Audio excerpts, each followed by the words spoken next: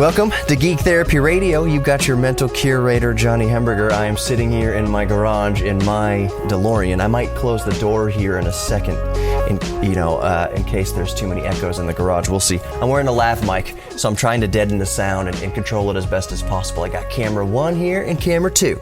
Camera 1, camera 2. One.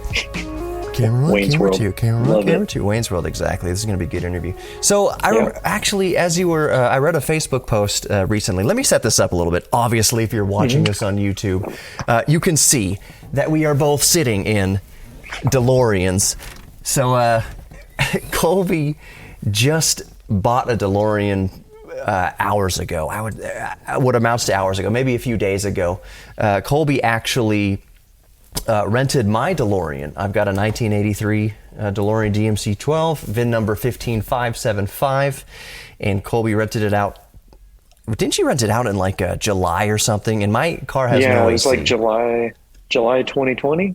Yeah. Yeah, and he was all about it. He's like, dude, you have no idea how stoked I am on DeLoreans.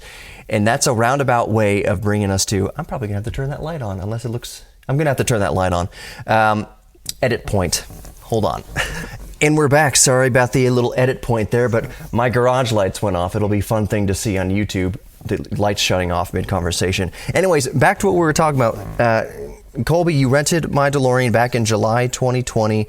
It was the first DeLorean that you had ever driven. Can you tell me your life history with DeLoreans and your geek I'm going to call it geek obsession because it's the same geek obsession I had and still have. So start us from the beginning of your DeLorean history.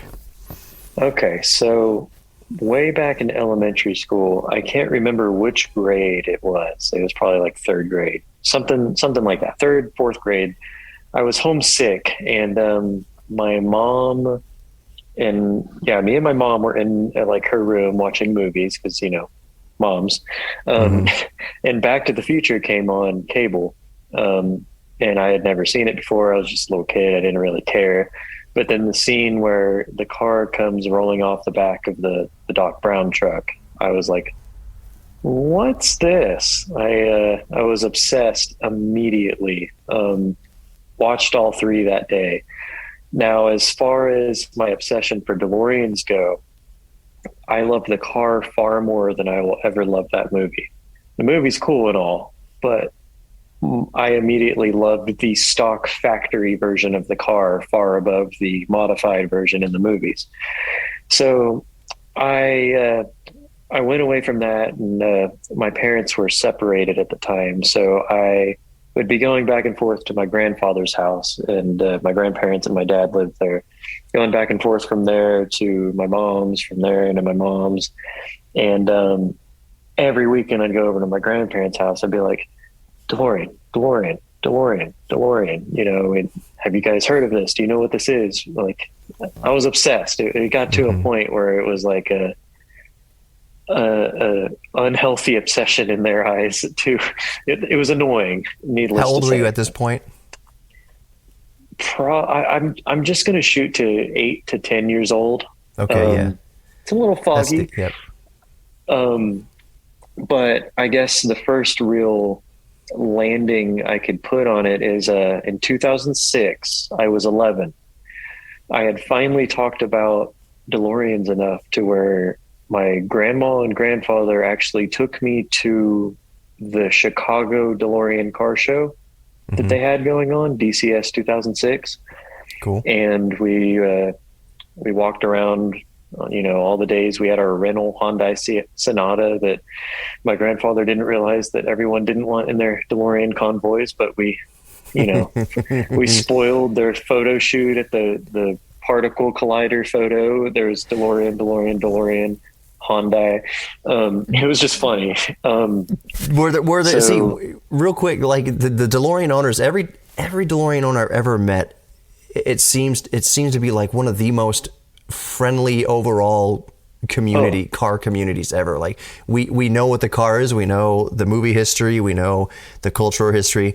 So every DeLorean owner I've ever met for the most part. I personally can't think of one that's been, an a-hole about anything. So the fact that there was a Hyundai Sonata, did any DeLorean owners actively turn their noses up at you?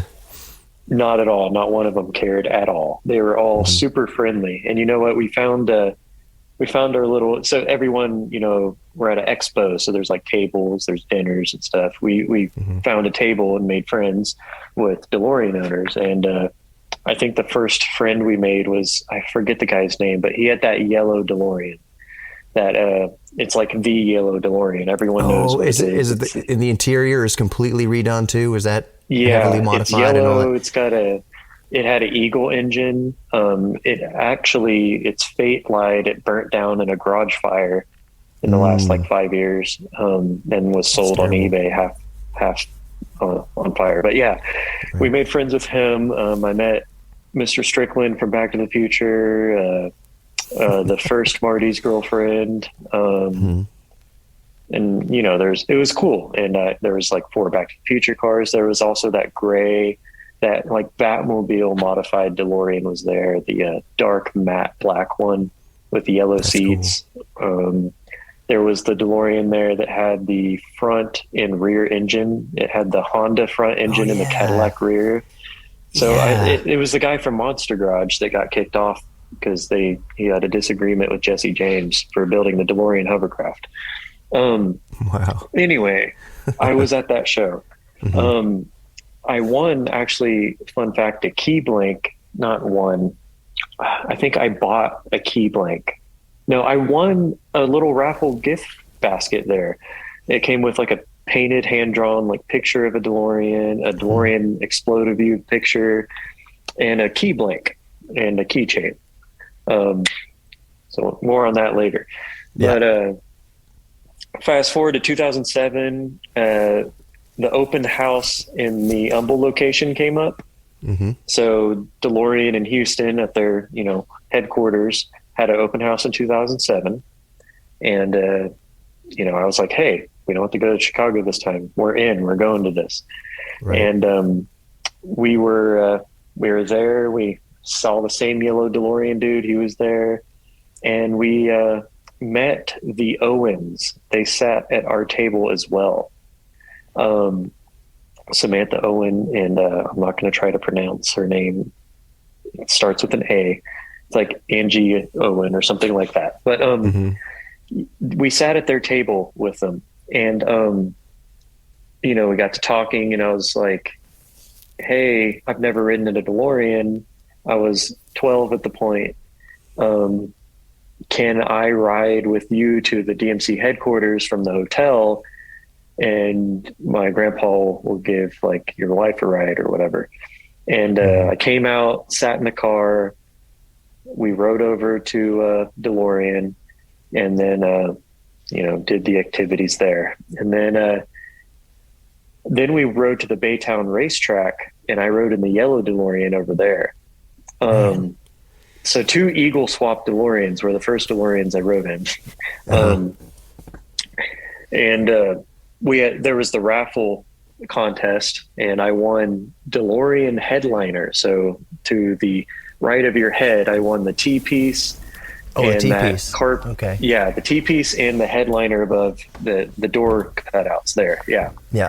I won the full set. So awesome. They called me up, and they're like, what are you going to do with this? And, I'm a little 12-year-old. I'm like, I'm going to put it on my wall. I was like, I was just stoked. And I got back to the table where the Owens were, and they're like, we'll buy it. I was like, okay. And then we met the next day. I gave them the parts. They gave me the money, and there we go. And then they gave me about like 100 issues of DeLorean World and, the DeLorean awesome. Magazines. And that was awesome. And I still have all those. And then I didn't talk to them for a long time, and my DeLorean obsession continued. I would daydream that my grandfather would come around the corner at elementary school and pick me up to surprise me. Hey, we got one. For many years, I was pestering them about buying one. Were your parents or your grandfather, when I first broached the idea of getting a DeLorean to my dad, maybe I was 15 or 16 years old, going over the whole thing about how I would pay for it. There's an age disparity between you and I, Kolby. When I was talking about getting a DeLorean, it was like 1998, 1999, around that time. And we saw Lauren here out in Hempstead, Texas. And long story short, I got it. You don't have to give me the price on yours, although I am curious. You can tell me off the air if you want, or on the air. I got this for $9,500, and yeah, I know, I don't exactly. So, anyways, the sticker was for like, as it was sitting there on the lot, just kind of rotting away in the Texas sun. The sticker was like 12.5 or 15, something like that, and I was just going over with my dad, like, here's how I'd pay for it. I'll give you every paycheck. I was working at Subway at the time, pre-Jared's Subway, like way back. I was like, I'll give you just every paycheck from Subway. I'll pay it off in this amount of time, da-da-da-da. And my dad's biggest qualm about that wasn't like, you want a car? It wasn't like that at all, because when I was 16, my first car was a 74 Volkswagen Beetle that he bought off of my brother.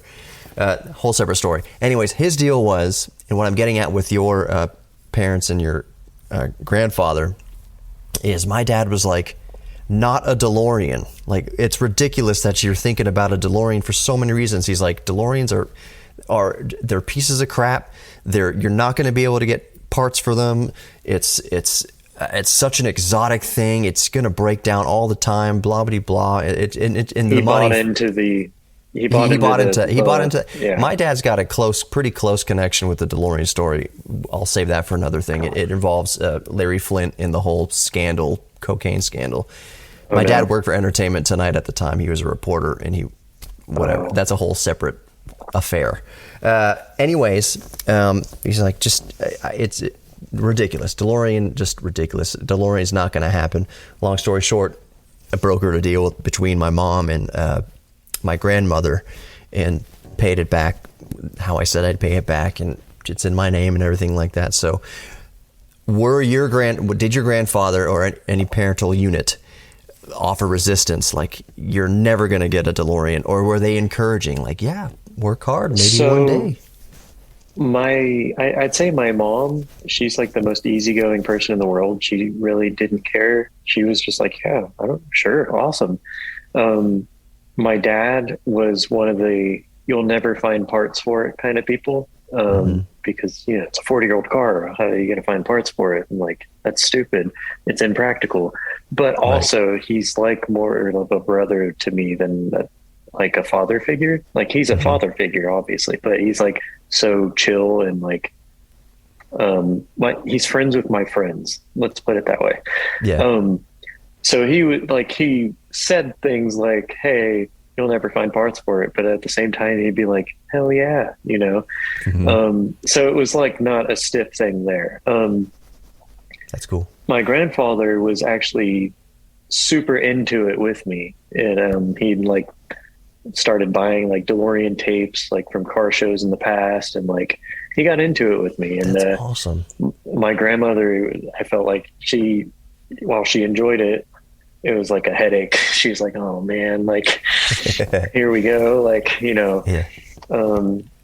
So he was very supportive of it and into it with me. So it was like kind of our thing. Was he into classic cars? No, general? He's not a car guy whatsoever.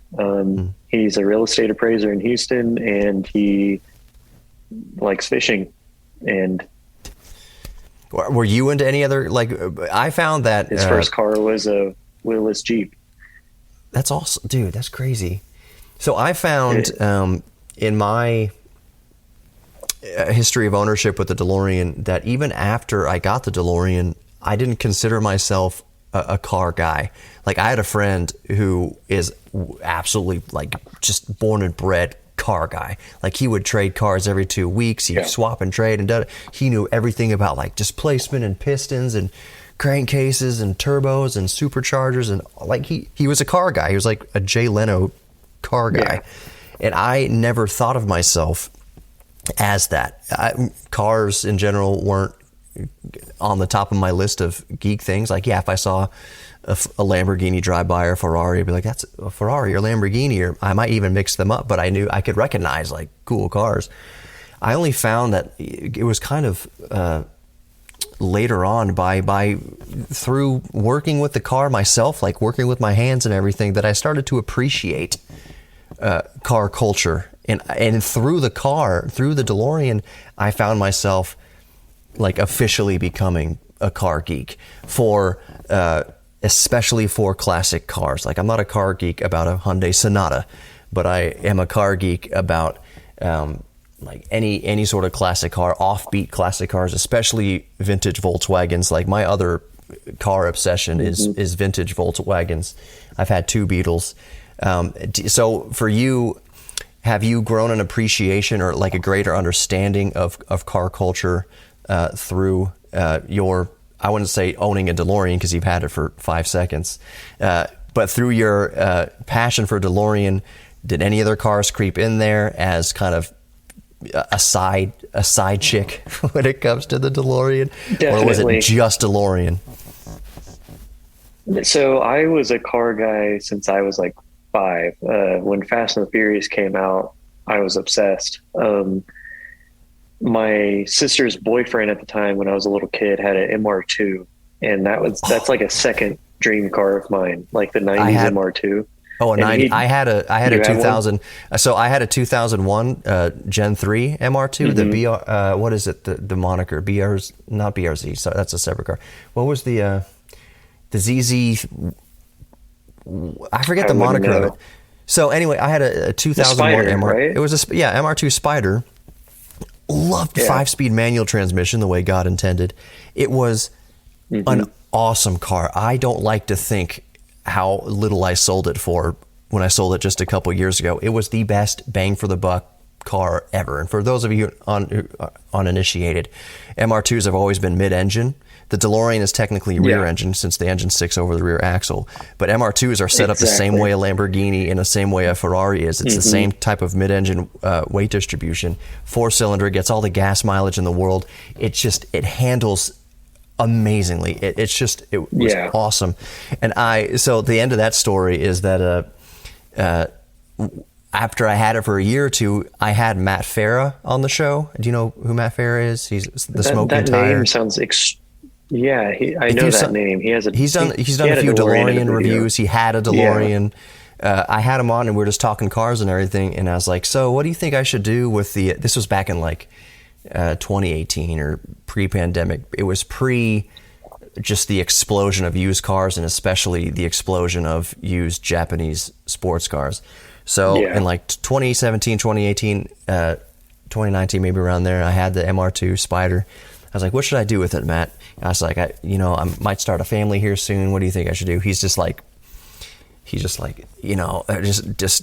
ring it out and then sell it. Like, don't lose money on it. You like, just get the smiles per gallon and just kind of, sell it to the next guy. Whatever. Brush it off. Yeah. He was saying, and he was basically saying that it wasn't like, and he was right at the time. He was 100% right. He's like, it's not worth any money, so just get all the fun you can out of it, and then pass it on to the next guy or girl. So that's what I did, and I sold it for. I bought it for $3,000. I sold it for, I don't even want to say. I sold it. This is gonna hurt. This is where it equals out with the DeLorean purchase. I bought it for $3,000. I sold it for like less than $1,000. Because it needed some engine work. It needed the engine to be rebuilt. It still ran fine, but I was like, and I had a baby on the way. I was like, I need to get rid of it.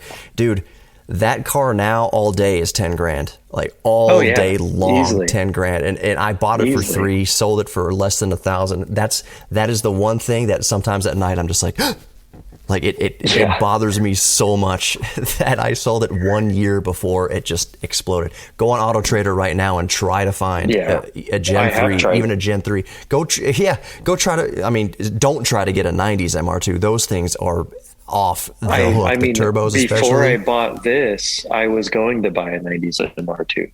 Like I said, what do you think the average price was for 90s? $7,000 for cruddy one and 15 for a nice one, Yeah. you know? And I would say I would say probably without checking right now as I'm recording that I would say like any generation of MR2 is probably this within the same sort of price range, but the 90s turbos are going to be the standout ones. I would love to have a 90s MR2. I would love to have an 80s MR2. I would love to have 3 MR2s. It's just like laying around, of course. But yeah, I loved MR. It was a bucket list car. So in that sense, I was very happy that I had my fling with it for a couple years. It was a very much so a ancient history. I got divorced in like 2016, and it was after that. I'm married now. I have a kid, and life is amazing. But after that divorce, I was like, you know what, bucket list car, I'm just going to do it. It was kind of a silly, like, I really shouldn't be spending $3,000 right now, but this is for the soul, and it very much helped. Like, it was, I'm so happy. There was zero buyer's remorse. The only remorse I have for that car is seller's remorse, that I got rid of it because I don't have it anymore. It was a blast to drive. B, that I lost so much money on it, and I could have made so much money on it. But anyway, so so the DeLorean wasn't your only, it was your main obsession, but you still had an eye and an appreciation for other cars. So things like Lamborghinis and such, Lamborghinis and things like that, they were cool. I just, nothing got me. No car in the entire world. I've seen a McLaren F1. I've seen a Ferrari F40. No car in the entire world got me like when I see a DeLorean. Right. Like, it's like, you know that feeling when you see something like I don't want to say, I don't know how to put it, but it gives me like a feeling in my stomach. Right. Like, ooh, like, oh yeah, only car in the world. Right.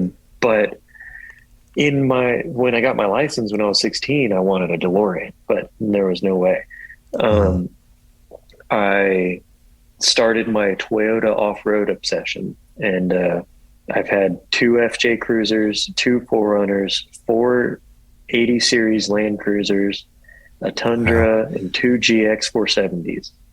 I'm on my second GX 470 currently. That's my daily driver. Is that out of the garage behind the Delo? Yeah, it's right behind the DeLorean.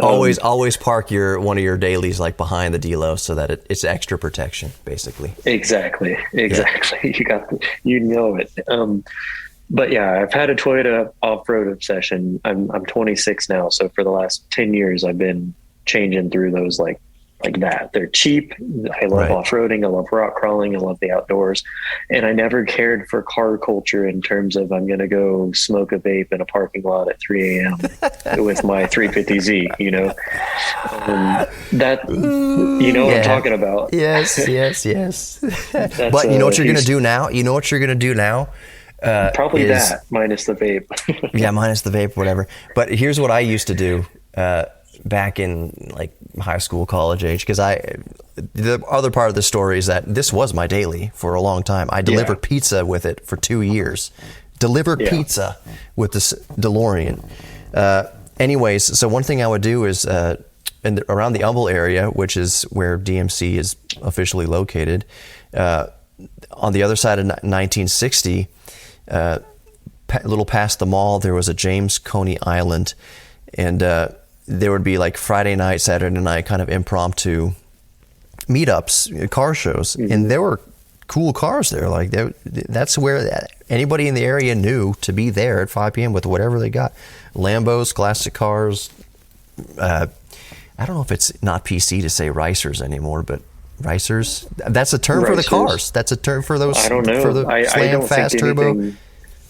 Yeah. So, anyways, what I would do I got ricer wheels on my car, so you do right now, exactly. Anyways, so I would know those car shows, and every once in a while, if I was already out and about, I would cruise the DeLorean slowly through it. Like I never stopped at the car show because really it was just like, oh yeah, it's down the street, let's just go cruise through it. I didn't have time to stop and do whatever, but I would cruise through it slowly, just to like, I wanted to create like a little bit of a buzz, and people would be like looking like, what the hell is that? Is that a DeLorean? What? Like people like, it was before smartphones, and people were snapping pictures with, those the Kodak disposable fun cameras, snap, not even digital, man. It was like snap. Yeah. So I would cruise through those like that. And you were telling me before we started recording here that I want to talk about your specific DeLorean, because it's a semi-famous DeLorean in the DeLorean community. Any DeLorean that's kind of been modified a different way, a lot of DeLorean owners know about the one that you bought. So especially in Texas. So because it came from Austin. So before we started recording here, you were selling a part of the car, we'll get to in a second, to somebody in a GTR, and they wanted a ride in the DeLorean, of course. And then, like you said, the neighbors came out, and it turned into a big thing. You hadn't talked to these people and all of a sudden it was a car show, and you were pulled this way and that. I was telling my wife, like, yeah, he went out to, sell a car part and wound up giving a ride, and then the neighbors came out, this whole thing. And my wife's just like, yeah, tell him to get used to it. So so I'm telling you, man, you can't, like, you're not just going to the gas station to get gas. And it's not a bad thing, because DeLorean owners are cut from the same cloth that we like to share what we have. I like to have people come and like sit in it and touch things respectfully and get close to it and feel it, because I know for a lot of people that's the closest they've ever been. And let's say you see somebody show up at a gas station in a $300,000 Ferrari, there's no freaking way they're letting you within 10 feet of their car. No, and you don't want to ask. And you don't want to ask, but people can't help but come up like to the DeLorean. Yeah. It's a movie star. Like they're meeting a real life movie star, and they want to see it. And I feel like I'm an ambassador for the car. Plus, I just have joy in my heart to share it. Like it's not a stretch. Yeah. It's not me. Like, oh, I don't want to, show the car to this person. Like, no, I want to show it. There are some times though that I have to plan, like if I have to be somewhere, in a timely manner, where I have to plan out how I'm going to go about it, or what I'm going to say to people on the rare occasion that I say, I don't have tons of time. I'll always take a picture, but I don't have a ton of time to stick around. So I'm just giving you the heads up I've had mine for it's going to be 22 years in July, that you get to start planning your trips in it. And sometimes you go out and you have all the time in the world, you're going to cruise, and like, I can't wait to bring joy to people. Like it's going to bring joy to somebody who is 100 years old. It's going to bring joy to somebody who's 3 years old. They all know the car, and it doesn't matter their race, their gender, their religion, their background, whatever. 90-year-old grandmas love DeLoreans the same way a 4-year-old who just saw Back to the Future does. And so are you prepared to share your love with the world, basically, is what I'm asking. 150%. And I'd say I'm 3 days into ownership. And I've had probably 10 people that I've never met in my life sit in the car today, and at least 15 to 20 come up and comment about it. Right. I had an old lady. I had 3 random guys at a gas station when I got gas. My neighbors that I've lived here a year and a half and never met really any of my neighbors, and I've met 4 of them tonight because of the car. Yep. 2 of them turned out to be car guys, just like me. Who would have thought? Yesterday, my office is at next to a walking trail. I was parked next to my boss's C8 2022 Corvette. Oh, awesome. And we were just looking at them, and then a guy is riding a scooter by, and he brakes hard, and he's like, "Oh, hell yeah." And he gets out, doesn't even look at the Corvette, comes straight to the DeLorean, and he's flipping out over it. He's like, "I'm from New York City. I'm a truck driver. I've never seen one." Like, I gave him a ride in it. He he loved it. I tell people, like, I bought it to make people's day. And 10 out of 10. Like it makes my day to make their day. And 10 out of 10 times, this is no exaggeration at all. for as far as the general public is concerned, 10 out of 10 times, if you parked a DeLorean next to a McLaren F1, the DeLorean is pulling the crowd. The DeLorean's pulling the crowd, and then they will like, oh, what's this other thing? It doesn't matter what car the DeLorean's next to. It could be a brand new, like Lamborghini Aventador. I don't know if they still make those. It could be like a new LaFerrari. It can be the new model, the new Tesla Roadster. Whenever it comes out, the Tesla Roadster, and then next to the DeLorean, it could be Cybertruck. Actually, if it was by the Cybertruck, yes, the crowd would be DeLorean. Most of the crowd would be DeLorean, and then they would obviously notice the Cybertruck, and they would start seeing the similarities between the Cybertruck and the DeLorean as far as the design, the fascia, the angles, the stainless steel, but even down to the bodywork and plastic and everything like that, and even the lights. It's all, the Cybertruck is modeled, I've done a video on this, heavily after the DeLorean, heavily after the DeLorean. So the DeLorean, no matter where you pull it up, it's gonna beat any car next to it, any car around it in terms of excitement and initial crowd. Then they will move on to the other cars. I love the C8 Corvette. I got to ride, I haven't driven one, but I've got to ride around in a blue one, a Stingray. It was exceptional. If I had the money, and if it was like actually 60 grand, I would buy one in a freaking heartbeat. I love the new Corvette.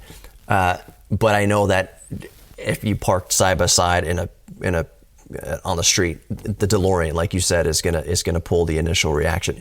People are gonna drive by, they're gonna ride by the Corvette and think that's one of those new Corvettes. That's awesome. They're gonna slam on their brakes for the DeLorean, sometimes dangerously. I could go on for hours. I'll try not to, but I could go on for hours with stories of just DeLorean stories, and a couple in particular where people have, and be careful about this, Kolby.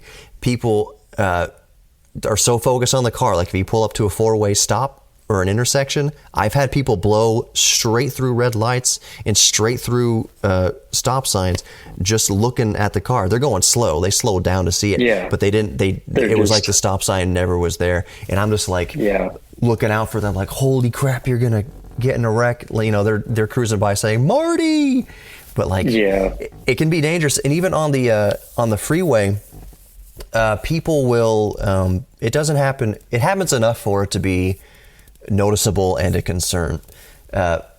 People like flanking you, like you kind of boxing you in a little bit to where you can't, they'll stay in your blind spot or whatever, they'll stay ahead of you or beside you, and like, I need it, you know, you got the blinker on, like, I need to get over, you know, but you're not trying to be an asshole. I need to bleep that out. You're not trying to be an a-hole. You're just like, I'm just saying, people in traffic situations can get a little dicey in the DeLorean. The DeLorean, I'm used to the visibility, but the visibility isn't like a convertible Mini. It's actually really good. It's good. It's really good for a car of this class. It's amazing, but I'm just saying it's not as good as a convertible. Over your left shoulder here, your blind spot, especially with a pillar back here, it's not super great compared to like modern, you know, safety managed cars. So I daily drove an FJ Cruiser for many years, and that's about the biggest blind spot you can drive. So this is nothing compared to that. Right. And what I got from, I'm currently not renting it at the moment because I need to do some work to it. You can see on the video, I've got the louvers up because I'm dealing with a coolant issue. I think I got a blockage. I need to like completely flush the coolant, and I need it need a new master and or slave cylinder in the clutch. The travel isn't, it doesn't engage and disengage fully right now. Oh no. But that's all thing. I mean, it's 40 years old. Like things are gonna happen. It's gonna like, happen. The master cylinder in here is probably 40 years old. It was probably installed in Ireland. So it's not like, oh, this piece of crap is just breaking down. Like, it's a 40-year-old part. Like, there's a Honda Civic isn't going to last 40 years. Like you're going to buy a new Civic Si or even a base model Civic, it's not going to be here in 2060. It's going to have disintegrated into the ground. So the fact that a DeLorean is still here after the test of time is actually a testament to its reliability and its longevity, that it's still here. Yeah, you're going to have to replace some parts because rubber turns into 40-year-old rubber and blah, blah, blah. Yeah. I don't even remember specifically what I was talking about. Just that It Yeah, started at any car could be around it, and the DeLorean wins. And the DeLorean wins. So I've got all sorts of stories. Let's talk about your specific DeLorean now. I remember seeing a video on YouTube about it. I'm sure you've seen it. You've probably watched it 1,000 times by now. I have. Yeah, it was so long ago when I saw it. It might have been, I'm going to say 5 to 10 years ago when I first saw the video. And I remember commenting on the video. Maybe my comment's still there. It is. I saw it and I was like, hey, it's Johnny. Yeah, I think I was asking, like, that looks like North or Central Texas. I think it was, at the time, it was Dallas. I think it was up in Coppell. Maybe it was always Austin. Always in Austin. It was Austin. So yeah, I was always in Austin, and I don't remember if I commented on it, this next sentiment, but I remember thinking, not agreeing with the modifications that had been made, but just in the vein that, like, I would never do that. I was not judging the owner for doing that, because really, like, it does look cool. Like, they fit the form and shape of the car. I'm just saying that as a purist, like, so this master and slave cylinder that I might have to replace, I'm already just like, and then it's not going to be original anymore, even though it's going to be an original part going into it. I'm just like, I'm trying to hold on to every original part on this car as long as humanly possible. So when I see people heavily modifying theirs, it's something that I would never do, but I'm always but I always respect other people, what they do to it, because it's theirs, and they're making it theirs, and they're doing what they want to, they're doing what makes them happy with it, and I'm all for that. And even super vainly and super selfishly, like, the last thought on that is that, like, hey man, if they're modifying it so heavily, it just makes the value of mine go up even more, which at the end of the day is kind of moot and null, because it's not ever for sale. I mean, I'm gonna leave it. I know what that's like.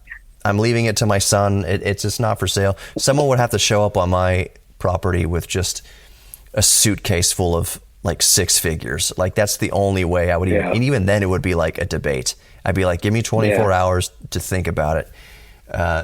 So it's not for sale. You're going to get offers all the time for yours. You're going to sit there. And I got one today for $6,500. 6,500. Like, get out of here. My goodness, 6,500. What are you talking about? I was at a gas station. 65. I'll give you 6,500 cash right now. I wouldn't modify my car in any sort of semi-permanent way. Like, I have footwell lights that I put in here. I went to, like, O'Reilly or AutoZone and got some LED strips, and you remember, you rented the car. Some footwell lights, blue ones that help. They really help in here, and I can easily just take them out if I need to. I have replaced almost all the interior lights and the door lights and brake lights and stuff with LEDs.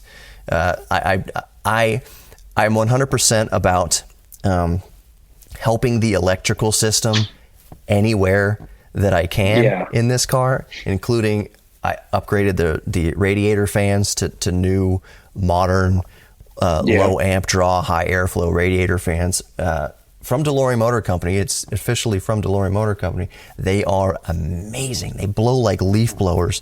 They're awesome. So I will make tasteful reliability mods like that. But I personally would not put like wings on it. I probably wouldn't mess with the wheels too much. I probably wouldn't put racing seats in here unless I kept the originals somewhere. Mm-hmm. So back to your car, what has been done to it? What's the last few VIN numbers if you haven't already memorized it? And what's been done to it? And what do you? 4753 is the VIN number. What year is that? 81, October 81. Does yours have the gas flap in the hood? It does not, unfortunately. Okay. It's post gas flap, but it's still got the grooves in the right. hood. They all do. My 83 does also. So what has been done? What has been done to yours, and what do you plan to do with it? So I am like you. If I had the option to have bought a completely stock DeLorean, I would have preferred to do that.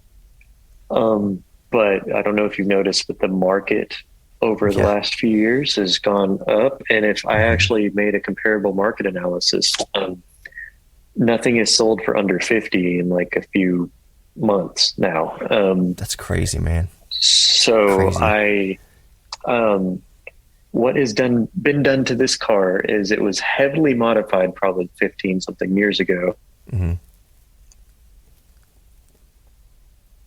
Eagle Premier engine that they picked up on eBay from a 1988 Eagle Premier.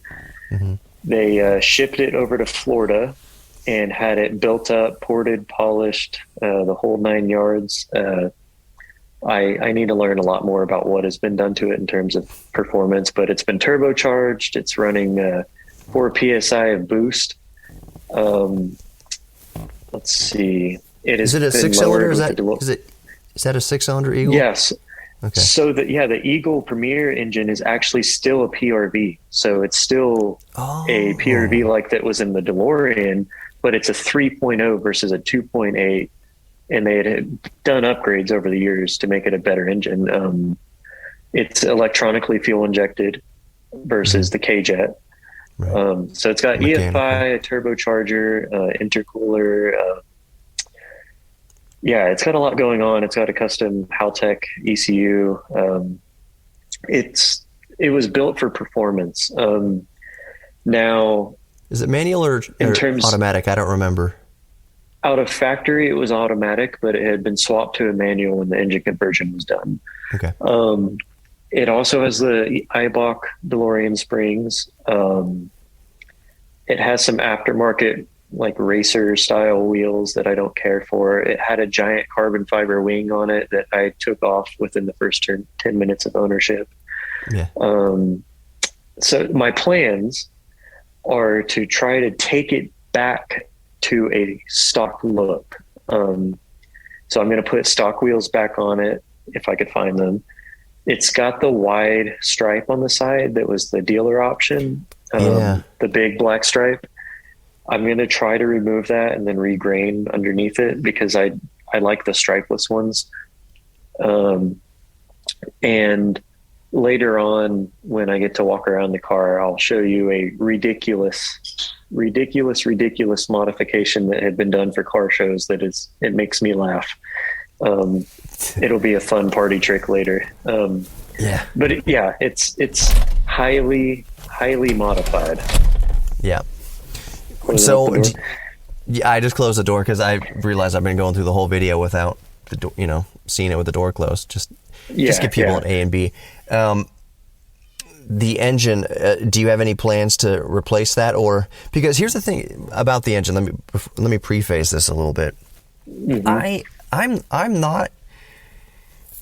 I don't morally object to engine swaps in the DeLorean where it like makes sense and where it doesn't where it does minimal like kind of damage. For instance, and people have swapped other PRVs. PRV engines, by the way, have been in millions of cars and used by like so many manufacturers. It's not a rare engine at all. Peugeot, Renault, Volvo. It's a partnership. It was even used in Dodges up until like 92. So the Dodge Monaco is an Eagle Premier. That's the same thing. Right, because Dodge and Eagle, exactly.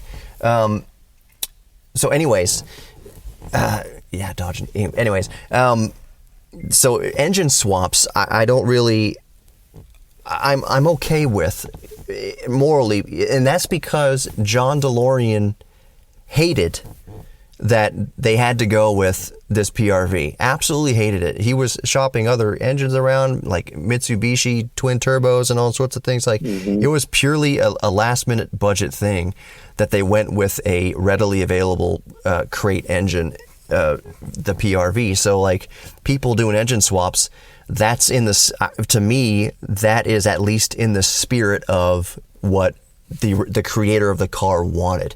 So if someone puts in someone like popular as far as rare cars are concerned is the LS swap DeLoreans. There's one guy who did an awesome LS swap, and that thing is a monster. The only thing, my only caveat with the engine swaps and everything is, yeah, on paper it looks and sounds really cool. Like, let's put a 500 horsepower, like 7-liter LS, like whatever into here and just blast it. But the thing, like the stock transmission can only handle up to a certain horsepower and torque, so you're not getting the full 500 out of the 500 horsepower engine swap. The tranny, I think, can handle up to, like, I think on the specs is something around 300 horsepower or so. But the thing is, to me, the DeLoreans I've been in, one of the first DeLoreans that I've been in, the only other DeLorean that I've been in that wasn't mine, was back in the late, it was early 2000s. It was before DMC moved to Humble. They were down here in Southwest Houston, basically. And Stephen Wynn took me on a ride in his DeLorean at the time, which had it was like painted black, whatever, had been lowered down in the eyebox springs, had the stage, I think the stage 2 they were working on. Maybe it was the stage 3 they were working on. He's like, this one puts out around 220 horsepower. This is what a DeLorean should have always handled like. Let's go for a ride. And he took me in it, and I was like, I mean, it was on freaking rails. Like, that thing was sticking to the road, changing direction, throw you back in your seat acceleration. It was like probably 5.5 seconds, 0 to 60, something like that, which for a DeLorean is pretty good. So my only caveat with like the super high horsepower engine swaps is, one, if you're going to do that, the tranny needs more bolstering. You need another transmission in there if you're going to do that. Two, the sweet spot for me, just in my opinion, with a DeLorean is 250 horsepower.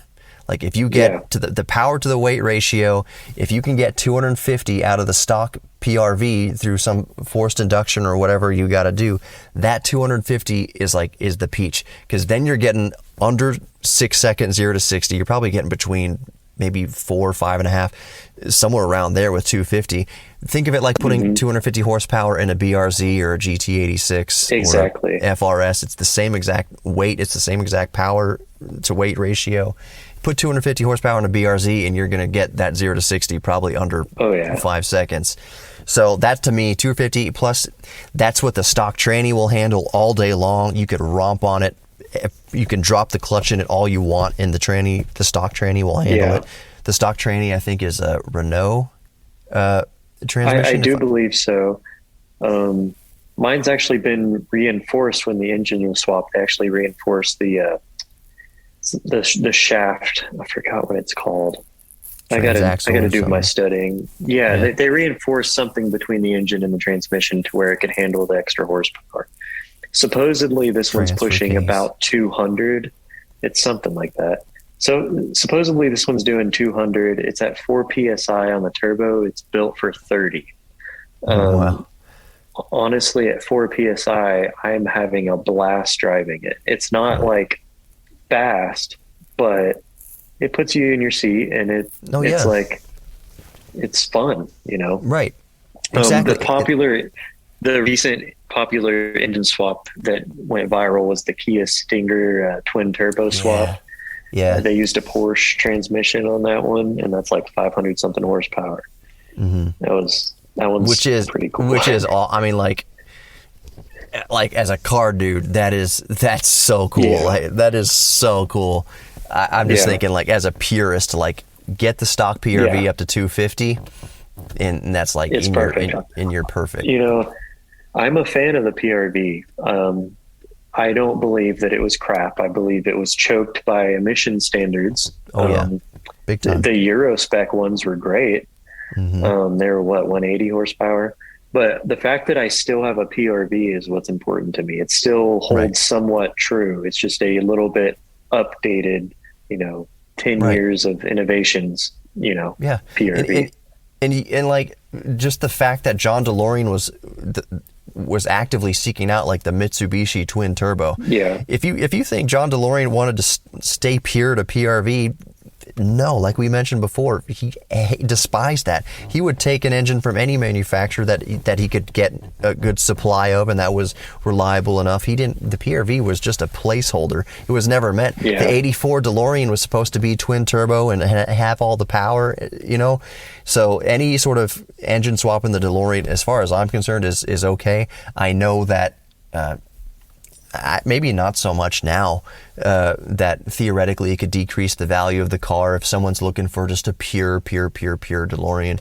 Yeah. But at the same time, like, I don't think anybody who knows the car, anybody who's going to buy a DeLorean, who's done the research, and I would imagine it's most people, aren't going to be too thrown off by an engine swap. They'll be like, oh, you put a Stinger engine in your 550? Like, that's not, if anything, that might, increase the value what it sold a little for? bit. Was that the one that sold for like 200 something? It sold for 245 or something like that. Is unfreaking believable. Someone bought that unreal. engine swap DeLorean for 245 or 250 something. I mean, that's like, that's just outrageous. And then someone contacted them and said, "Can you build me one? I'll buy one." And so they're building the second one. They just started their series on the second one. Do you know? Because I haven't watched that series yet. Do you know how much money went into the first one? Do you know? I honestly don't know. I know they did all the work themselves. That's like they have a performance shop. I can't imagine it being anywhere remotely close to that. I think they buy non-running ones, and they did it right. They swapped the seats with like 80s style Recaros, and like it was a nice car, but $250,000 for a DeLorean. Yeah, you could buy an Aventador for that. I wouldn't have believed it, and I love DeLoreans. Like, I wouldn't have believed it unless I saw it for myself. That's crazy.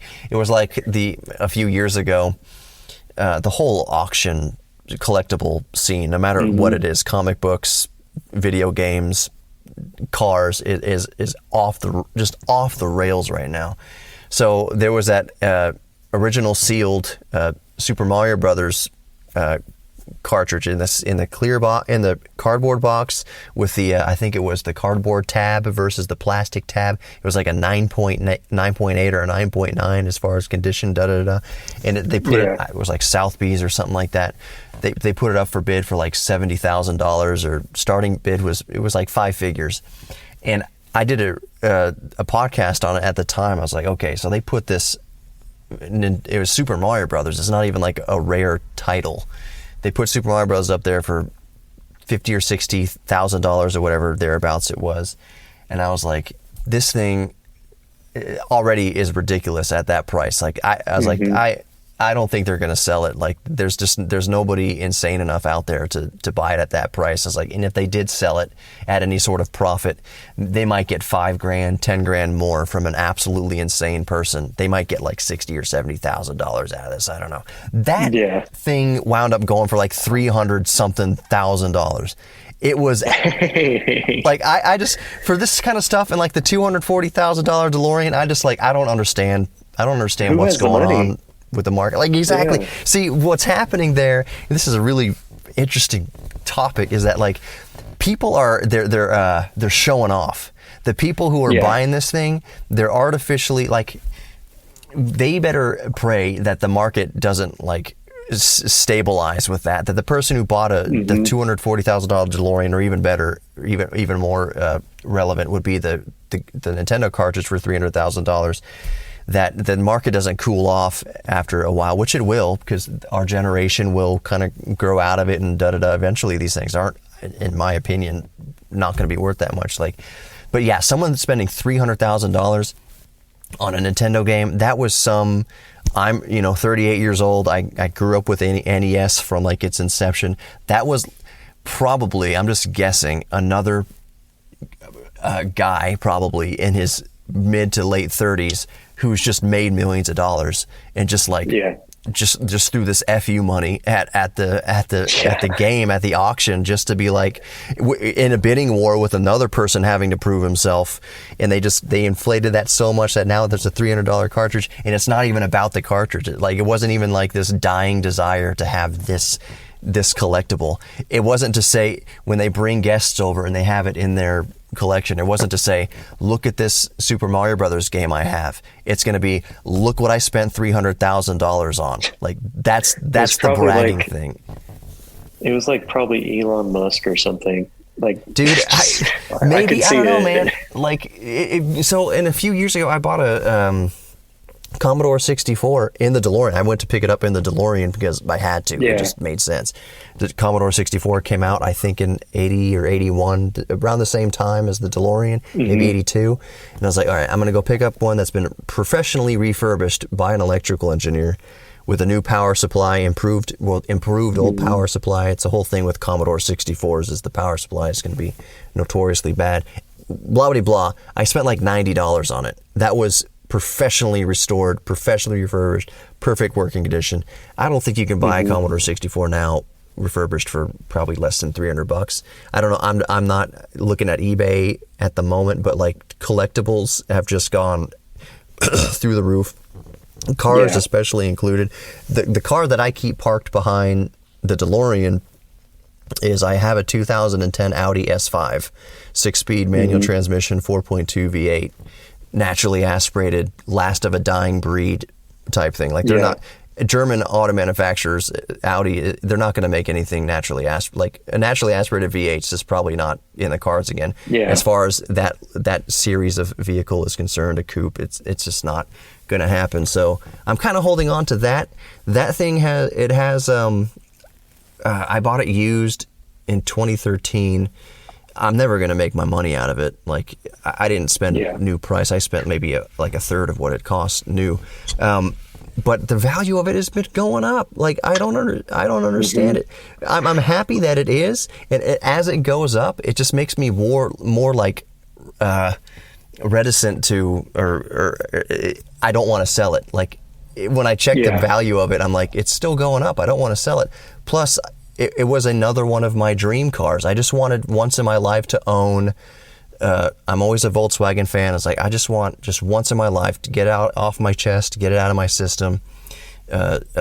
Manual transmission V8 German coupe. Yeah. I just want to get it out of my system, and I'll drive it, and then I'll get rid of it. And I was like, I'm going on 10 years with this thing. Like, and every time I think I want to sell it, I'm just like, I don't know if I can, because I don't know if they're ever going to make these things again. And if I ever want one of these things again, it's going to have skyrocketed in value. Anyways, I talk a lot as I usually do. There was one other thing. So tell me a little bit more about you have sort of a fun history, a fascinating history with this specific car. What is that? So remember earlier when I was talking about how when I was 12 at the DMC open house in 2007, I rode in the first DeLorean I've ever ridden in. It was a Eagle swapped, all of that, from the Owens. Well, I kept their phone number since I had sold them the headliner. I kept their phone number all these years, and I decided to shoot them a text 4 weeks ago. I had been monitoring used DeLoreans. I actually called DeLorean Midwest. I asked, hey, what do you have? How much are your cars?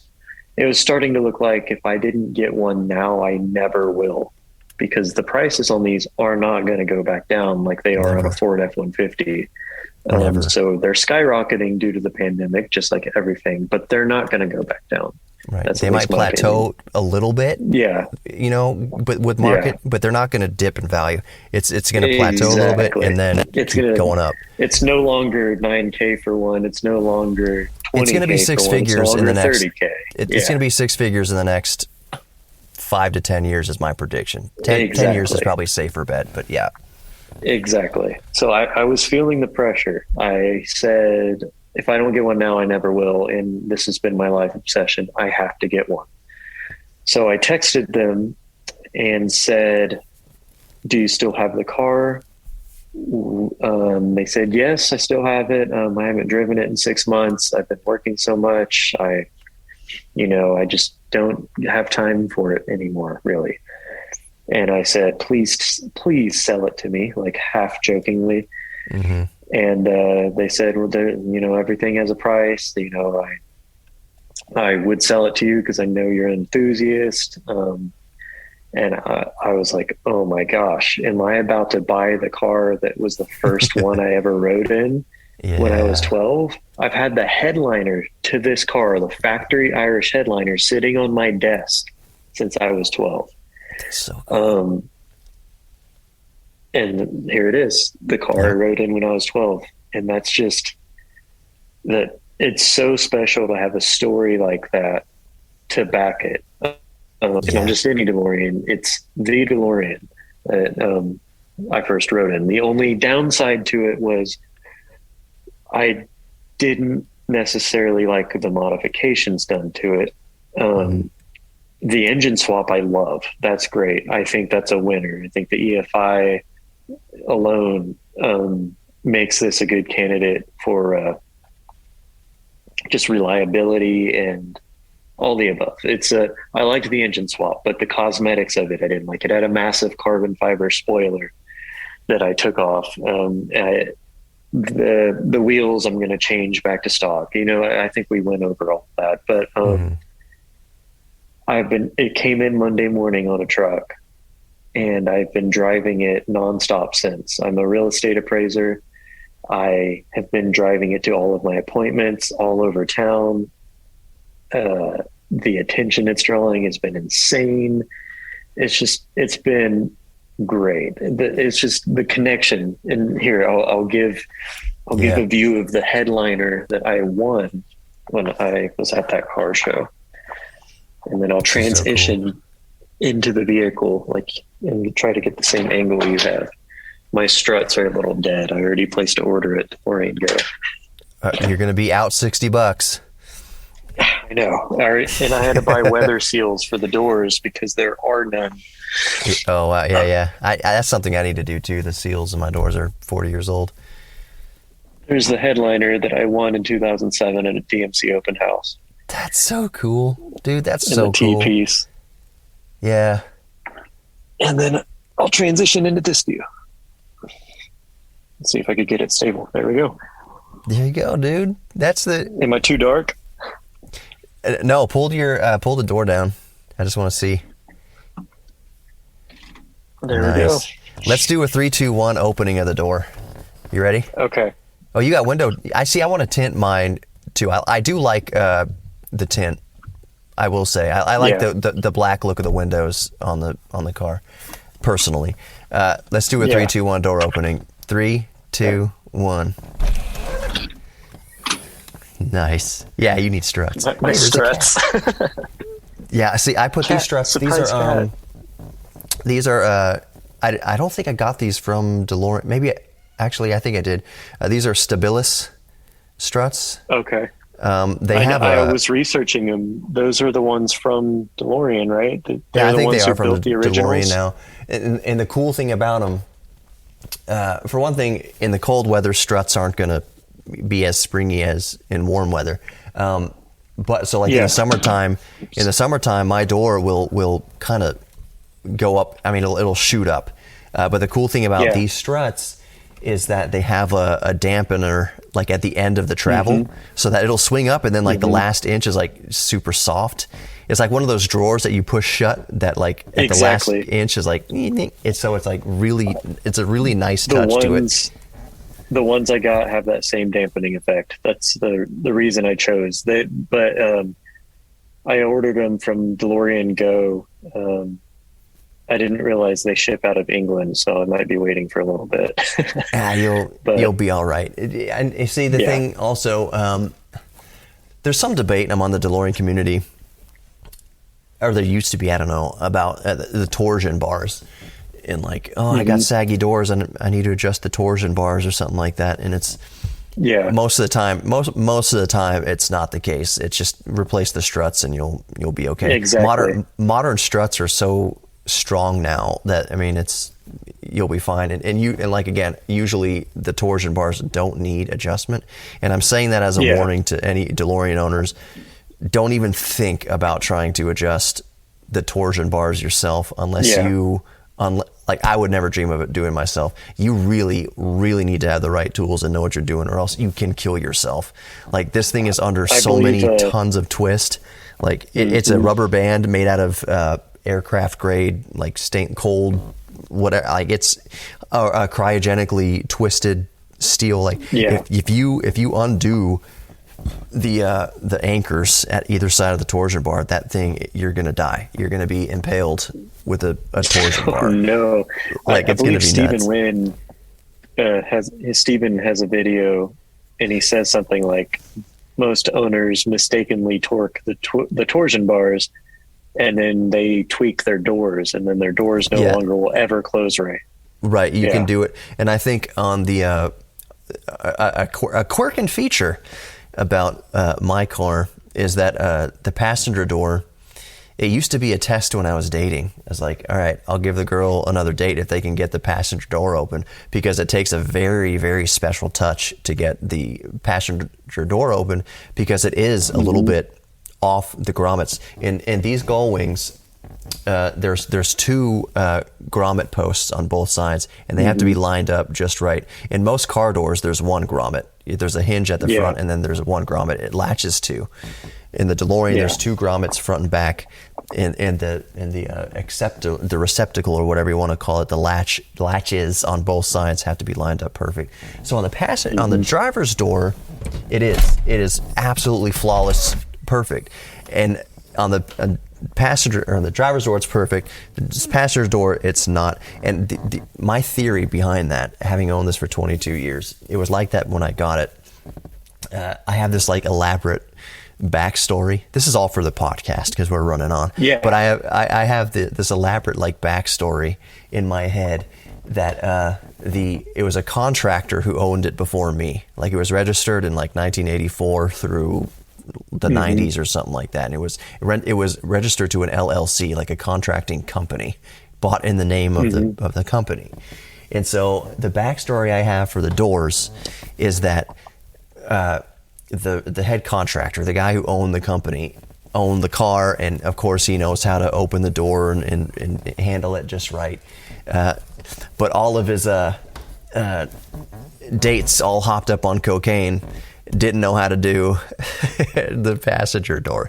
That's the elaborate story that I have, is that he's got this girl in like 1985 just all coked out, just like not knowing what's going on, just like bashing on the lever and slamming things and like that.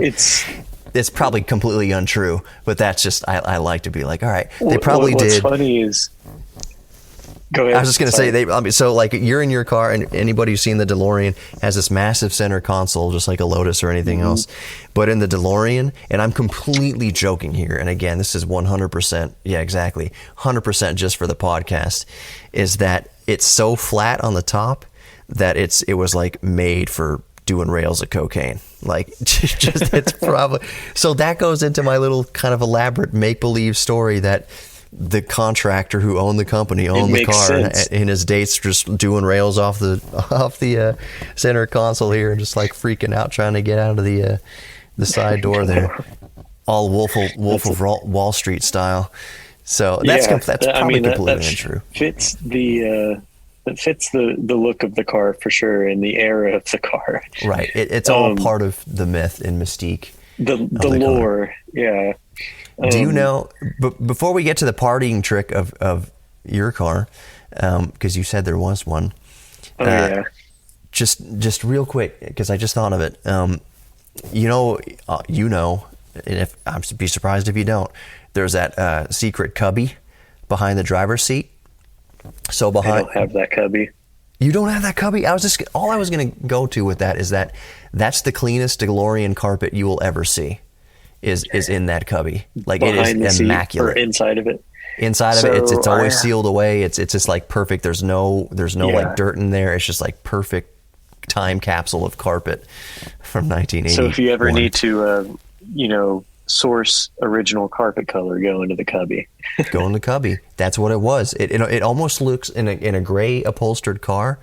The carpet in the cubby almost looks blue. Like it's so pure gray that in comparison to how dingy and kind of yellowed the other gray upholstery in the car is, it's so like shiny. It's like moving a couch off of area of carpet that hasn't been moved in 20 years. Like, in like a place where someone smokes, like a smoker's house. Like that's what the cubby in the back and behind the driver's seat of the DeLorean looks like. So I got a 12-inch sub behind my driver's seat. Okay. And that's passenger fine. seat. So I got no cubbies. The battery's in the trunk. Batteries in the trunk. I prefer to have the cubby, but yeah. So did they, in place of the cubby, did they make an insert, this like the dimensions of the cubby, or did they just replace all the wood back there? Because it's just wood. For kids who don't know, like, here's the interesting thing I think about DeLorean is it's stainless steel, and then the people who really know the car, they know that it's like vacuum molded fiberglass, and that's the actual shell of it. But there's a lot of wood, like particle board in the DeLorean, in the interior. I have bare plywood right here across the whole bulkhead. The bulkhead. So they wood. just they took the carpet off the bulkhead, painted the bulkhead black, and put subs behind each seat. Cool. So I guess the cubbies are just voids now. I can't access them, unfortunately. It makes perfect sense. Like those are big voids. The battery compartment behind the passenger seat, and to a lesser extent the cubby behind the driver's seat. Those are perfect, absolutely perfect voids for installing subwoofers. I have not done jack squat to the sound system in my car. As a matter of fact, I'll turn my thing around. You'll see the original. You know it because you've got the driven Craig. it. The original Craig. It's not even. See, I don't even know if it's Craig. I prefer Me too. that. That's why I haven't got rid of it. This. Because it's pure. Like you can't get a new tape deck. First of all, tape deck, and not one with a DMC logo on it. That's just so cool. Exactly. To me, I have this going on. Which they is also relocated cool. the AC switch down here so that they could put the double down there, and it's I'd much rather it be original, but it's something. They did a good job though. Like it's good. Like I like that the shift boot. That looks like the original shift boot to me. It looks like the original shift column. It's also. torn. Oh yeah, and you still need to ship me yours. I was gonna ask about that, dude. I forgot to ask about that. I was gonna be like, hey, now that you have one, do you still want the old crappy pieces? You don't have to. It was just cool. Yeah, I keep cool. The carpet parts. I have these custom gauges too that I don't really care for. I like the visibility of boost gauge. Yeah. But it says DMC Turbo here, but I love that the original says DMC in the top left. I've always been obsessed with that. Yeah. Yeah, let me see if I can get it with mine. There might not be enough light. Yeah, the original. I don't know if you could even see it.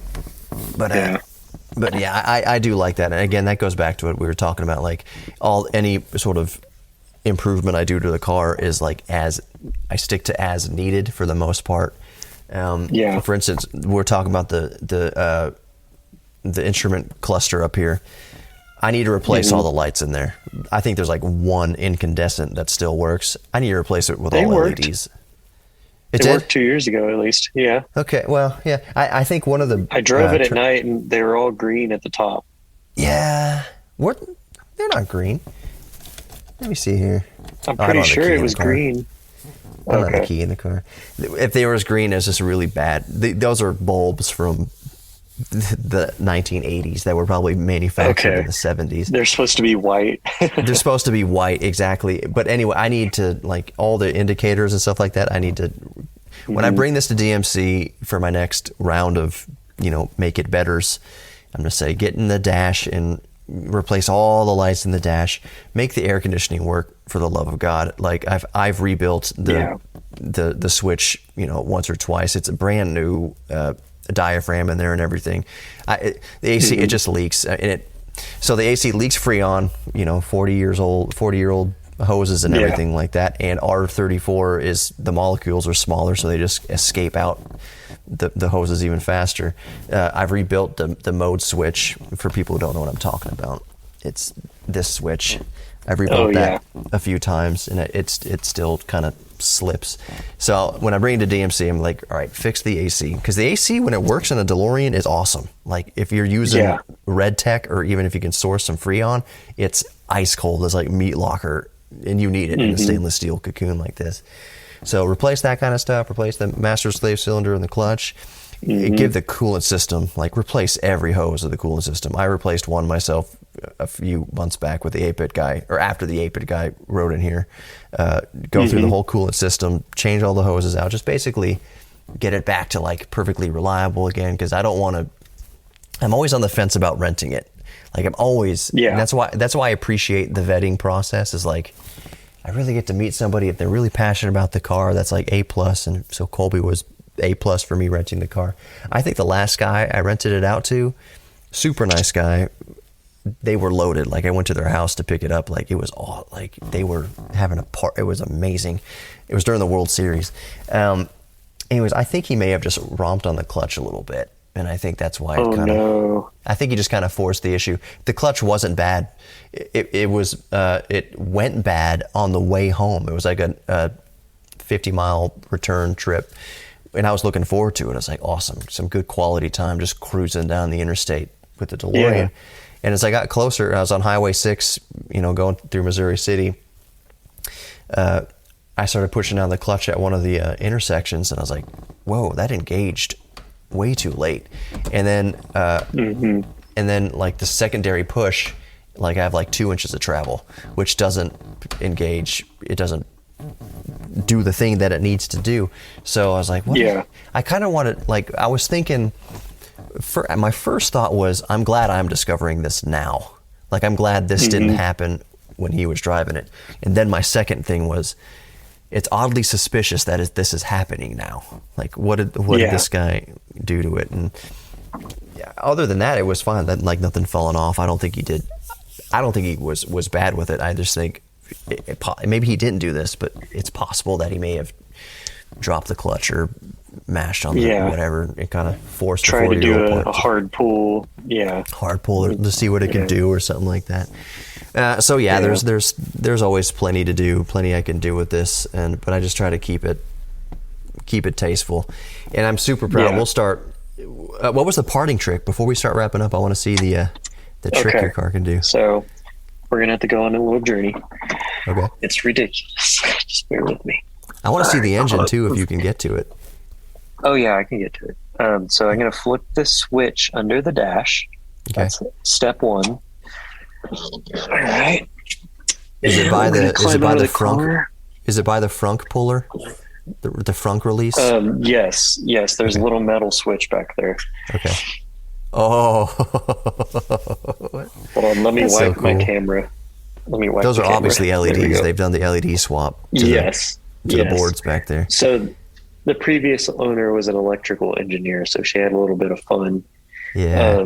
So the back does that. The side markers do it. Awesome. And then something I'm going to remove. The front does it, but the scanner I'm going to remove. It is cool, though. She said it's from like a Doctor Who scanner, but I thought of Kit immediately. Yeah, like a green Kit scanner, yeah. Exactly. Okay, so let me kill that switch, and then I'll show you the engine. That's really fun, though. I mean, it's not it's original, but it's really fun. It's fun. Exactly. All right. Put the camera. Another not original thing is these hood pins. Because race car. Yep. Entirely unnecessary, but yeah.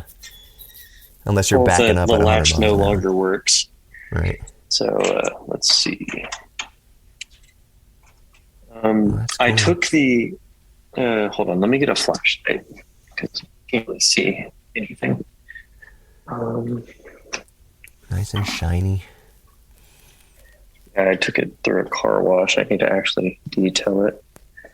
All right, there we go. So cool. There's the engine. Still got the stainless bottle.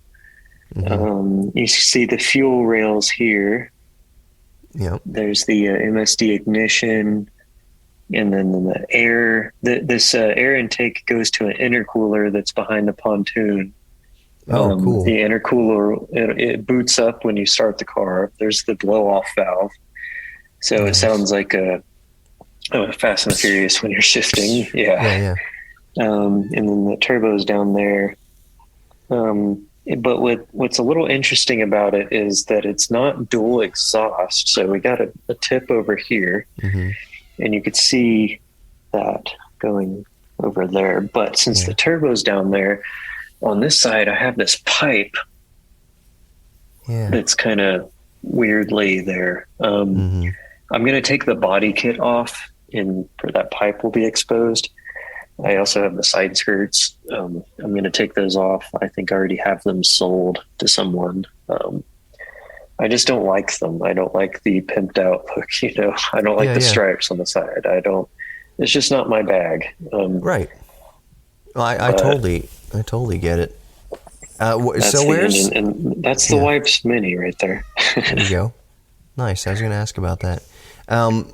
Where is the nearest reputable DMC shop in Utah? I would think it's the one in California, maybe. Yeah, so I'm in southern Utah. So I'm in St. George. I'm 2 hours from Vegas, 5 hours from LA. So I'm 5 hours from the nearest shop. Right. Are you getting the kitty? Yeah. You can probably hear her on the show. I'm gonna stand next to mine now. Yeah. I'm gonna sit, or I'm gonna pull the hood and show you the battery, since I know as an owner you're probably interested. Yeah. Right there is where the battery is. Oh, cool. Okay.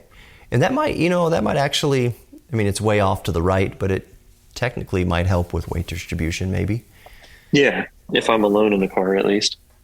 That's true. Yeah, exactly. Yeah, also, my hood sits really well. Yeah. All right, let me get back in position here. So yeah, the closest shop would be in Los Angeles. Since I'm only 5 hours from there. Do you think... I hope to do everything I need to do myself. Right. That's cool. So the way I'm going to edit this, I'm just going to, for the radio show, I'm just going to like find stopping points and be like, well, that was Kolby and da-da-da. Yeah. So right now we're just kind of riffing. I like seeing that car because that's kind of one of the more famous, I think, cars in the DeLorean community. Yeah. And the story you have of that it was the first car you rode in, and now it's the one you own. That's my first DeLorean. Yeah, that is just such a super cool story. So there was I don't know if it, I don't think it was you. There was somebody who was emailing me or texting me that they saw, like they were asking me whether or not they should pull the trigger on one that they found through a company that was going to ship from the UK for like $7,000. And I was telling this person, I was like, absolutely freaking not. You are going to lose $7,000. That is 100% scam. And I was kind of surprised because I hope it wasn't you. I don't think it was you. I think it was just completely someone separate. And I was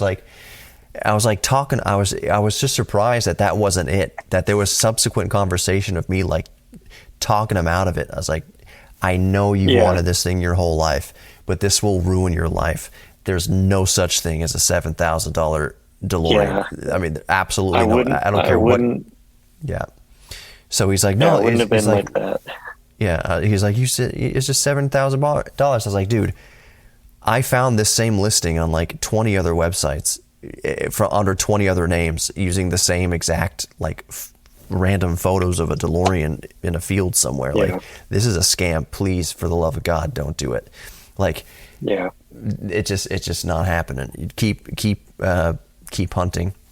Oh, I remember what I wanted to ask you, and maybe I'll include this. I definitely want to include this in the podcast.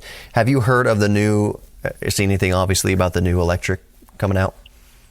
Yes. And I know what it's going to look like based on the Itala design concept car, the Da Vinci. That's what it is. Are you sure about that? Do you think, is that a gut, or do you think that's really, really, really going to be what it is? So look it up, look at the Da Vinci logo, look at the V in Da Vinci, and then go to DeLorean.com and look at the V on the front of the car and tell me it's not the same thing. Yeah, it totally makes sense. Maybe they'll maybe do some DeLoreanization to it. Maybe it'll be silver only or something. I don't think it'll be stainless. I don't think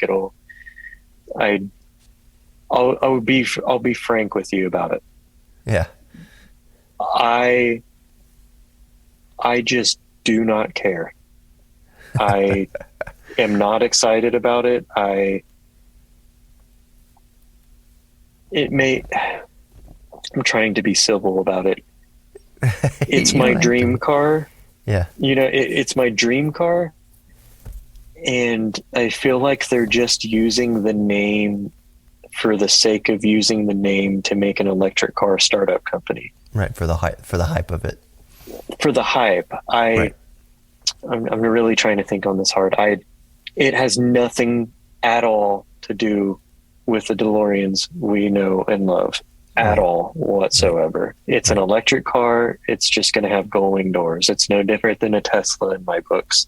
It's just called a DeLorean. So now when people Google DeLorean, these won't be the only thing that pops up anymore. And that's kind of annoying. Right. To me, it's kind of like crapping on the legacy. But it's, I guess. As I understand it, it's the original. It's not, well, there's no such thing as the original DeLorean Motor Company. It's been gone for decades. How I put it, like infinite money. If you could have a garage, OG DeLorean, and then infinite money, I'm talking your Elon Musk billionaire. Two DeLoreans, or you're just like no amount of money doesn't matter. I just have zero, absolutely zero. Or is it you're tilted to the needle for you kind of ticks towards, this is a harsh word, but kind of disdain. Like it's just going to murky the waters. It's not a DeLorean, like you said, in any shape or form that you might be happier or just as well that it never existed, or just call it the Da Vinci whatever from, exactly. I think the second option you just gave is how I feel about it. It's not a DeLorean. It's because they can. Right. Yeah. Did you hear that? I think you cut out. It did cut out a little bit, but I got the idea. You mentioned that they're using the name just because they can. When people Google search DeLorean, it's going to come up alongside. So it's built-in marketing for this in a EV landscape that's going to be increasingly competitive. It's just kind of like, let's use whatever we got. Like even it's going to have the hype of the DeLorean in it, but it's not anywhere thing. I would love to see it in stainless steel. Like I know that's unlikely, but like I would be like, that's cool if it was.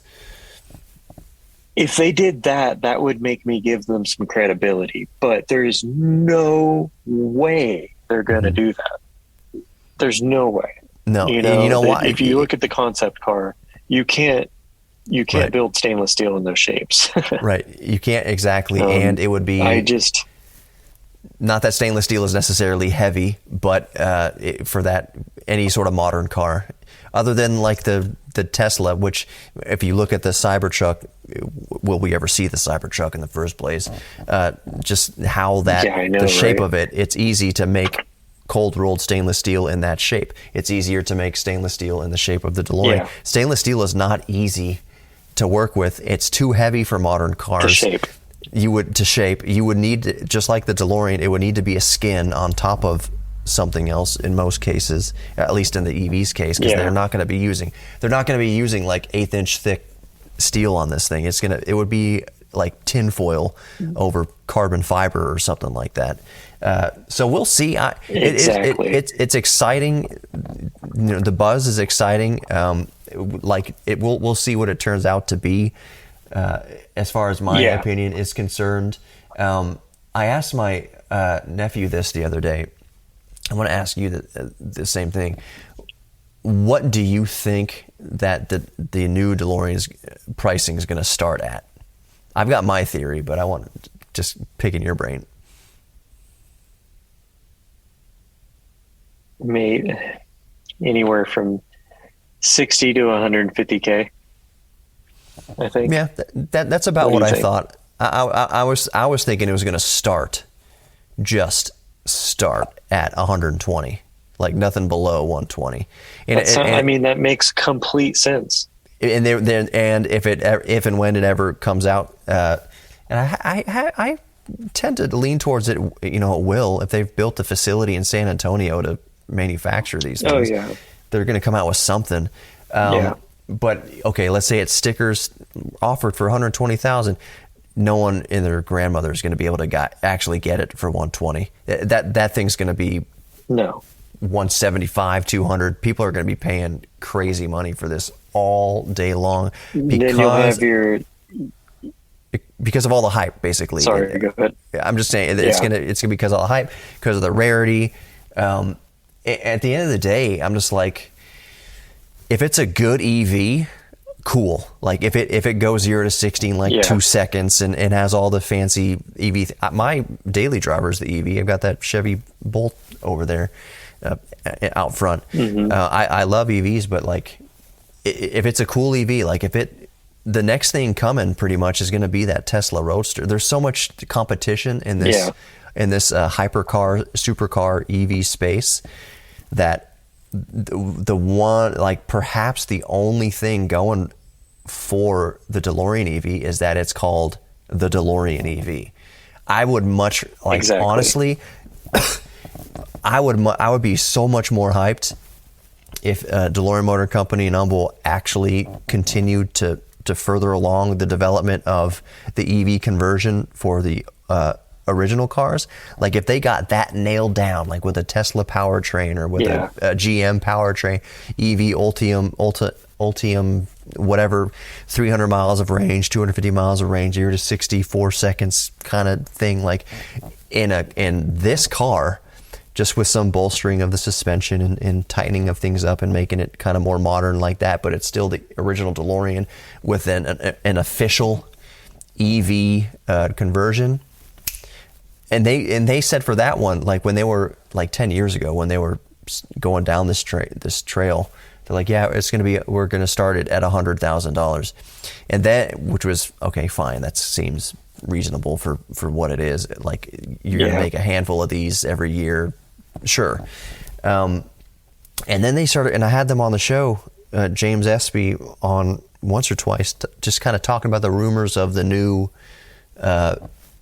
DeLorean, like the new one that the new old stock that they were redeveloping and retooling the interiors and sourcing new engines and working the government, all the red tape that they're having to deal with. It was a nightmare. People don't understand how hard it is to make these one-off cars or these low production vehicles. It's a nightmare. So all I'm getting at is now I'm hoping to have them on the show again, because I want to ask, like, straight up, first question, what's happening with that?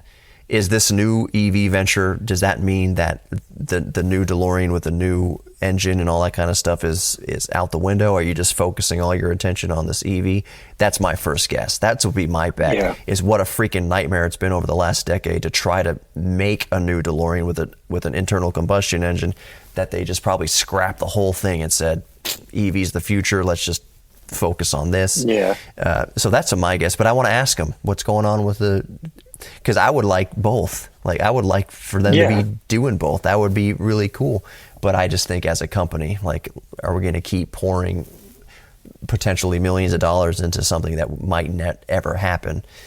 We just bought this facility in San Antonio. I don't think the old new DeLorean is going to happen. I think they're putting all their eggs in this EV basket.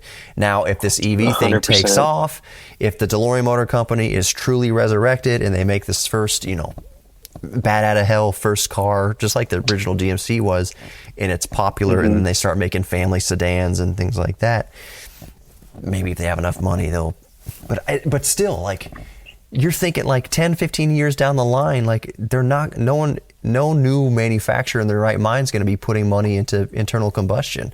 If they're that far down the road with their EV company. It makes me sad.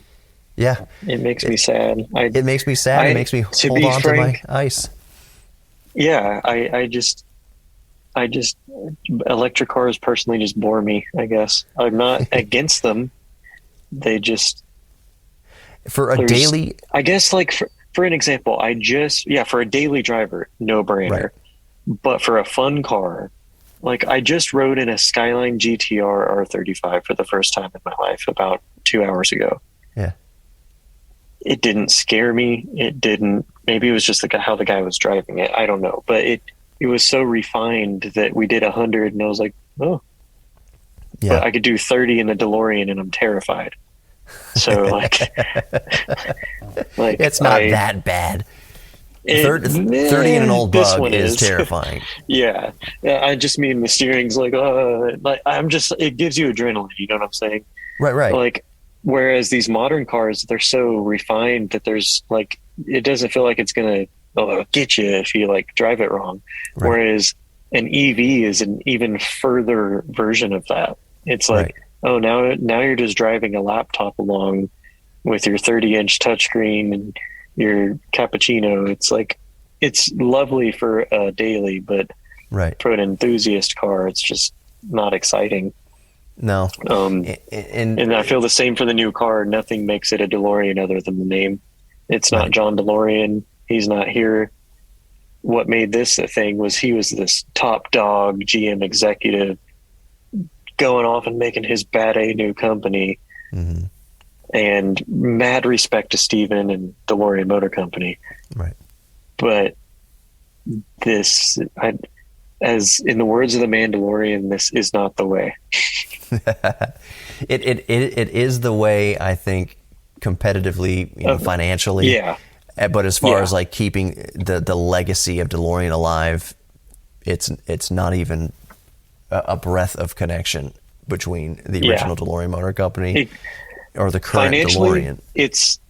Financially it's the way.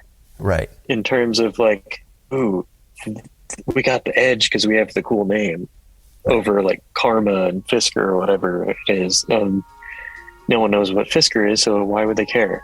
Well, everyone knows what a DeLorean is. Right. So then we're going to have our grandpas pulling up, business owners in their new DeLorean, and they're like, look at my DeLorean. They come outside and they're like, that's not a DeLorean. Is that a Tesla? Yeah. You know, right. I could rant on forever. Just a heads up. Yeah. I have 1% battery on the iPad. If it hangs up, it's not me ending the call. No, yeah, we got plenty.